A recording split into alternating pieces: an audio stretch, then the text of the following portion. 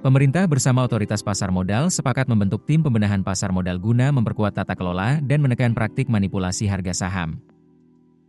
Tim ini akan diisi oleh Self-Regulatory Organization yang terdiri dari Bursa Efek Indonesia, PT Kustodian Sentral Efek Indonesia, dan PT Clearing Penjaminan Efek Indonesia.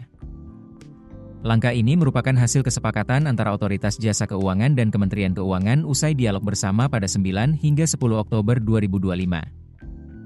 Dalam pertemuan tersebut, Kemenkeu membuka peluang pemberian insentif untuk mendukung pasar modal, dengan syarat pengawasan di sektor ini diperketat.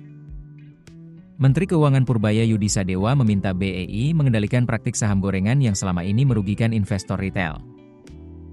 Sebagai tindak lanjut, dibentuklah tim kerja yang akan menangani pembenahan pasar modal secara menyeluruh. Direktur Perdagangan dan Pengaturan Anggota Bursa Efek Indonesia Irfan Susandi menjelaskan, tim kerja tersebut akan beranggotakan perwakilan dari SRO, yakni BEI, KSEI, dan KPEI serta sejumlah asosiasi di industri pasar modal.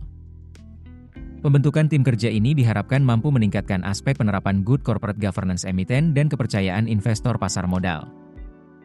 Direktur Utama Clearing Penjaminan Efek Indonesia Iding Pardi menambahkan, SRO bersama OJK dan Kemenkeu akan membahas kebijakan pemerintah yang dapat mendukung pertumbuhan pasar modal ke depan.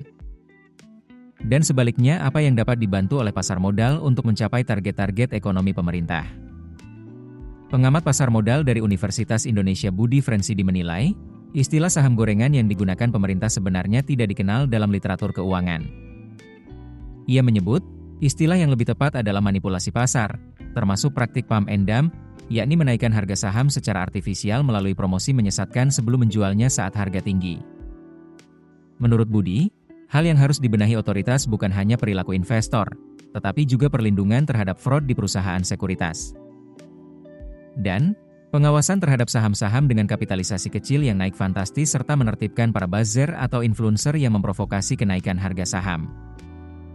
Sementara itu, pengamat pasar modal Irwan Ariston menilai, upaya pemerintah dan otoritas bursa untuk menjadikan pasar modal lebih sehat dan kredibel tidak cukup hanya dengan menghentikan praktik saham gorengan.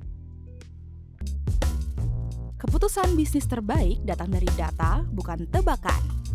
Mudah berlangganan Business Insight dengan subscribe with Google.